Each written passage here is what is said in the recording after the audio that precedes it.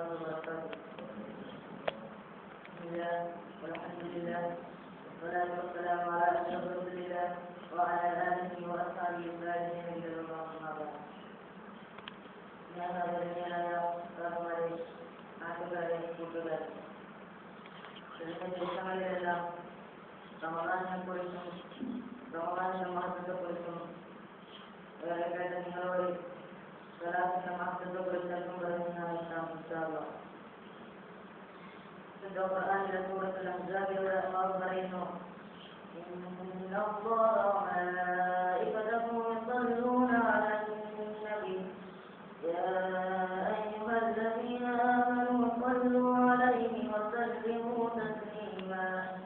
നിശ്ചയം അല്ലാഹു മലക്കമാരും നബിയുടെ മേൽ സലാത്ത് ചെല്ലുന്നു.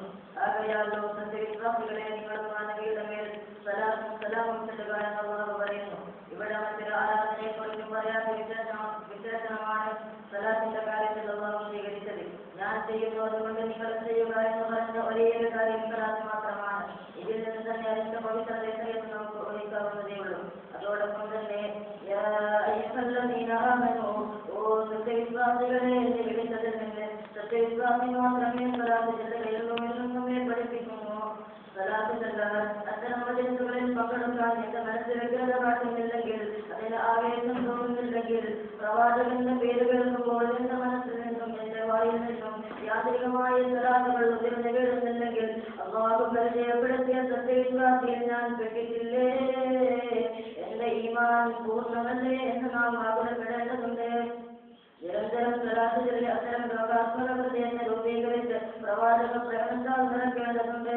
ഈ പ്രവാചക വചനങ്ങളിലേക്ക് കടന്നു നിന്നാലും സലാത്തിന്റെ മഹത്വവും അതൊഴിവാക്കിയാലുള്ള കർശനശിക്ഷകളെ കുറിച്ച് നമുക്ക് ബോധ്യപ്പെടും. ഹബീബ് പറയുന്നു,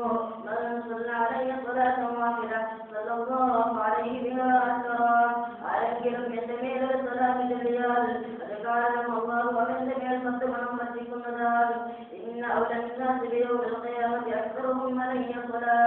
ആരാരും തുണിയില്ലാത്ത മക്കള ഓരോരുത്തരും സ്വന്തം ഭാര്യയെക്കുറിച്ചോ മക്കളെക്കുറിച്ചോ മാതാപിതാക്കളെക്കുറിച്ചോ ചിന്തയില്ലാതെ സ്വന്തം കാര്യത്തെക്കുറിച്ച് മാത്രം ചിന്തിക്കുന്ന മക്കള സർവമാന മനുഷ്യരും എന്റെ ഭാഗങ്ങൾ ഏറ്റെടുത്തി രക്ഷപ്പെടുത്തിയെങ്കിൽ നിന്ന് ആഗ്രഹിച്ചു പോകുന്ന മക്കള ഭൗതിക ജീവിതത്തിലെ സർവമാന കാര്യങ്ങളെക്കുറിച്ചും ചോദ്യം ചെയ്യപ്പെടുന്ന മക്കള വായുവേൽ ജീവിതത്തെ കൈകൾ സംസാരിക്കുന്ന മക്കള കാലുകൾ സാക്ഷി പറയുന്ന മക്കള തലക്കമുകളിൽ മീതയായി ഇന്ന് 15 കോടി കിലോമീറ്റർ അകലത്ത് ചെയ്യുന്ന സൂര്യൻ കത്തിച്ചൊലിക്കുന്ന മക്കള ആ മക്കളുടെ ഭീകരതയെക്കുറിച്ച് വിചാരണയെക്കുറിച്ച് ഓർത്ത് ഒരു പുൽക്കൊടി കയ്യിൽ പിടിച്ചുകൊണ്ട് ഞാൻ ഈ പുല്ലുപോലെ വിചാരണയില്ലാത്തവനായിരുന്നുവെങ്കിൽ എത്ര നന്നായനെ എന്ന മഹാനായ വന്നുപോലും പറഞ്ഞെങ്കിൽ അത്രയ്ക്കും വിഹിതമായ മക്കളയിൽ ഞാനുമായി ഏറ്റവും അടുപ്പമുള്ളവൻ എന്റെ മേലെ സലാത്ത് വർദ്ധിപ്പിക്കുന്നവനാണ് എന്ന ഹബീബ് മുഹമ്മദ് മുസ്തഫ നമ്മെ പഠിപ്പിക്കുന്നു. ധാരാളം സലാത്തുകളുടെ പാരസ്പരിക ലോകത്ത് വെച്ച് പ്രവാചകനുമായി അടുക്കാനും ആ അടുപ്പ കാരണമായി ഇവിടുത്തെ ശിവാശ ലഭിക്കാനും ആ ശിവാശ കാരണമായി ഇവിടുന്ന് രക്ഷപ്പെടാനും കഴിഞ്ഞെങ്കിൽ ഭൗതിക ലോകം മുഴുവൻ ലഭിക്കുന്നതിനേക്കാൾ നിലക്കുത്തവും അതല്ല മുസ്ലിമേ. എന്റെ പേര് കേട്ടിട്ട് സ്വലാത്തിനല്ലാത്തവനാണ് ഏറ്റവും വലിയ വിശുദ്ധനെന്നും അവന്റെ മേൽ അല്ലാഹുവിന്റെ കാരുണ്യത്തിന്റെ നോട്ടമുണ്ടാകില്ലെന്നും ഹബീബ് നമ്മെ പഠിപ്പിച്ചെങ്കിൽ സ്വലാത്തിനെ അവഗണിക്കുന്നവരുടെ ശിക്ഷയെക്കുറിച്ച് നമുക്ക് നല്ല ബോധമുണ്ടാകണം. സ്വന്തം ശരീരത്തെക്കാൾ ആപത്തിനെ സ്നേഹിക്കണം. എങ്കിലേ നമ്മുടെ ഈമാൻ പൂർണ്ണമാവുകയുള്ളൂ. വചനങ്ങളിലൂടെ കസർത്തുകൾ നടത്തുന്നതിന് പകരം വട്ടത്തിലൊരിക്കൽ ചില കാട്ടിക്കൂടലുകൾ നടത്തുന്നതിന് പകരം എവിടെ വെച്ചും എപ്പോഴും നാമത്തിന്റെ പേര് കേൾക്കുമ്പോൾ ഉറക്കെ സലാത്ത് യാന്ത്രികമായി വരണം. സലാത്തിന്റെ പ്രവാചക പ്രകീർത്തനങ്ങളുടെ സദസ്സ് കണ്ടാൽ മറ്റെന്ത് പ്രശ്നങ്ങളുണ്ടെങ്കിലും അതെല്ലാം മാറ്റിവെച്ചതിൽ സംബന്ധിക്കാൻ നിന്റെ മനസ്സ് ഭാഗപ്പെട്ടിട്ടുണ്ടോ? ഉണ്ടെങ്കിൽ ഹബീബിനോട് നിന്റെ ഹൃദയത്തിൽ സ്നേഹത്തിന്റെ അംശമുണ്ടെന്നും മറിച്ചാണെങ്കിൽ ഇല്ലെന്നും മനസ്സിലാക്കാൻ നമുക്ക് കഴിയണം. ഉപദേശത്തിൽ പ്രവാചകന്റെ വിശുദ്ധ പല്ല പൊട്ടിയെന്ന് കേട്ടപ്പോൾ ഒരു കത്തിയിലെടുത്തുകൊണ്ട് തന്റെ വായയെ മുഴുവൻ മണ്ണും കുത്തിപ്പൊടിച്ച് എന്റെ സ്നേഹപാലനമായ ഹബീബിനില്ലാത്തവല്ലേ ഈ വയസ്സിന് വേണ്ട എന്ന് പറഞ്ഞ ഉപയോഗിച്ചവരുടെ പ്രേമം നമ്മുടെ മനസ്സിലുണ്ടാകണം. വാക്കിലും പ്രവർത്തിയിലും മൂല്യവും മുറക്കിലും പെരുത്തത്തിലും നടക്കത്തിലും പ്രവാചകൻ അതേപോലെ ഫോളോ ചെയ്തവരായിരുന്നു മുൻഗാമികൾ. ഇന്ന്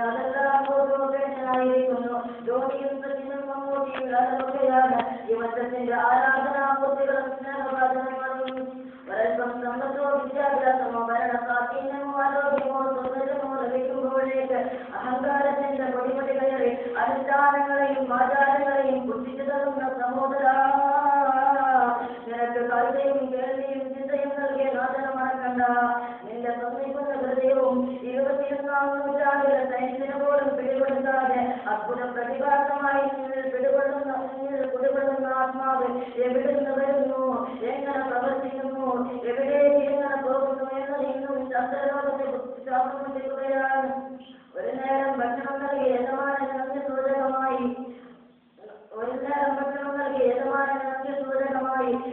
തൊട്ടാളുകളുടെ പ്രാവശ്യം കടുകണമെന്ന് ഇസ്ലാം പറയുന്ന നാല് പോലും പരാജയം രേഖപ്പെടുത്തുന്നുവെങ്കിൽ കോടാനകോടി അനുഗ്രഹങ്ങൾ നൽകിയ യജമാനായ റബ്ബിന് നന്ദി സൂചകമായി പ്രഭാത നേരത്തെ 2 റകഅത്ത് നമസ്കരിക്കാൻ പോലും നിനക്ക് കഴിയുന്നില്ലെങ്കിൽ നിന്നേക്കാൾ വലിയ നിശ്ചയിച്ച് വീണ്ടുണ്ട്. കള്ളും പെണ്ണും സംഗീതവുമായി കെട്ടിമറിഞ്ഞ് ഭൗതികതയില്ലാത്ത കഴിയുന്ന യുവാക്കളെ, ഇതാ മരണത്തിന്റെ പിന്നാലെയുണ്ട്. ഒരു ദിവസം അത് നിന്റെ പേരിൽ ചാടിയിടും. അതിന് നിന്റെ പേരോ സമ്പത്തോ സ്വാധീനമോ നിനക്ക് പരിവർത്തനപ്പെടുകയില്ല. നീ പ്രേമിച്ചിരുന്ന ഭൗതികലോകവും അതിനെ പ്രേരിപ്പിച്ച വിഷാദം കുടുങ്ങിത്തിരിക്കുന്ന ദിനമാണെന്ന് ഇന്നലെ വരെ നിനക്ക് ചുറ്റും കൂടി നിന്ന് നിനക്ക് സ്നേഹഗീതങ്ങൾ പാടിയവർ ഇന്ന് എലുകളും പാമ്പുകളും തേടുകളും തേടുകളും നടത്തുന്ന പള്ളിക്കാട്ടിൽ നിന്ന് അടക്കം ചെയ്യാൻ കൂട്ടുകയാണ്. ഇന്നലെ വരെ കുത്തുപണികളുള്ള കണ്ണിൽ മൃദുലമായ വീട്ടിൽ കിടന്നിറങ്ങിയ നിനക്ക് പശ്ചിമയുള്ള കുടുംബങ്ങളാണ് ഒരുക്കിയിട്ടുള്ളത്. വിവിധ തരം ക്രീമുകൾ പുരട്ടി തുടിപ്പിച്ചു നിർത്തിയ കവിൾത്തലത്തിലേക്ക് ചളിപിടിച്ച് വെച്ചില്ലേ? ഫാനില്ലാതെ കരണ്ടില്ലാതെ ഉറക്കം വരാതിരുന്ന നിന്നെ ഒരിച്ച് വായു പോലും കയറാതെ വിധത്തിൽ അടക്കം ചെയ്തില്ലേ? നിന്നെ കാണാതെ നിന്റെ സമീപമില്ലാതെ പ്രയാസപ്പെട്ടിരുന്ന നിന്റെ സുഹൃത്തുക്കളെല്ലാം പിരിഞ്ഞു പോയില്ലേ? നിന്റെ ബൈക്ക് വിടമോനെ, നിന്റെ മൊബൈൽ വിടമോനെ, ബോളിവുഡിലെയും അർദ്ധനഗ്നകളായ തരുണിമണികളുടെ ഇക്കിളിപ്പെടുത്തുന്ന ബ്രേക്ക് ഡാൻസുകളുടെയും സിനിമാറ്റിക് ഡാൻസുകളുടെയും മാറ്റിലെടുത്ത ജയകൃതങ്ങളുടെയും ക്ലിപ്പുകൾ കൊണ്ട് 1 GB-യുടെയും 2 GB-യുടെയും നന്മയുള്ളതായുള്ള ചെറുപ്പക്കാരെ, ഒരിക്കലും നഷ്ടപ്പെടാതെ നീ സൂക്ഷിച്ചു വെച്ചിരുന്ന അതേ പാസ്വേഡിലേക്ക് നീ ബ്ലോക്ക് ചെയ്ത് വെച്ചിരുന്ന മൊബൈൽ പോലും മറ്റുള്ളവരുടേതായി മാറിയില്ലേ? അതെല്ലാം നിന്ന് ഉപയോഗിച്ചിരിക്കുന്നു. ഇനി നീ നിന്റെ കർമ്മപരമായി നീ പ്രതീക്ഷിക്കാത്ത മറ്റൊരു ലോകത്തേക്ക് നീങ്ങിയിരിക്കുന്നു. അതേ, ഞാൻ മരിക്കുമെന്നും മരണശേഷം പള്ളിക്കാട്ടിലാരുടെ മണ്ണിൽ ഏകനായ കർമ്മങ്ങളുടെ ഫലമനുഭവിച്ച് കഴിയേണ്ടവനാണെന്നുള്ള ബോധം നമുക്കുണ്ടാകണം. ആ ബോധത്തിൽ നിനക്ക് കോടാനകോടി അനുഗ്രഹങ്ങൾ നൽകിയ യജമാനായ റബ്ബിനെ കുറിച്ചും അവന്റെ വിധിവിലക്കുകളെ കുറിച്ചും ആ വിധിവിലക്കുകൾ അനുസരിച്ച് ജീവിതം ചിട്ടപ്പെടുത്തുവാനുള്ള മനസ്സ് രൂപപ്പെടുകയുള്ളൂ. അതിന് ഇത്തരത്തിലുള്ള സുഹൃത്തുക്കൾ ഉപകാരപ്പെടട്ടെ. ദിവസവും 100 സ്ഥലമെങ്കിലും ആ അഭിപ്രായ മുസ്ലിം ചൊല്ലി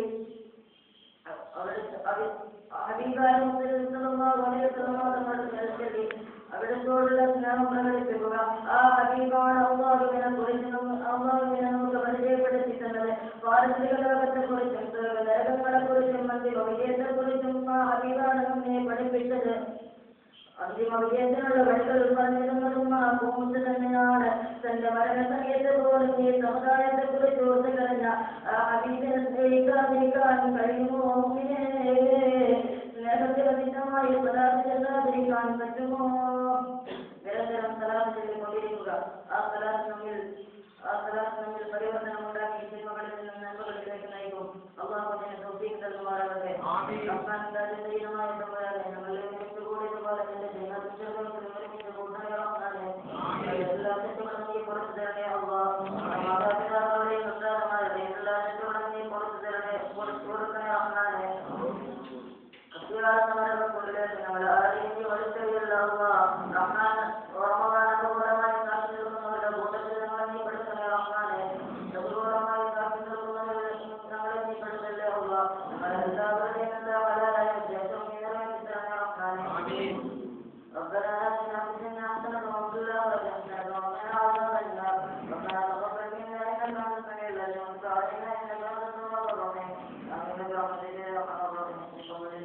صلى الله على محمد صلى الله عليه وسلم.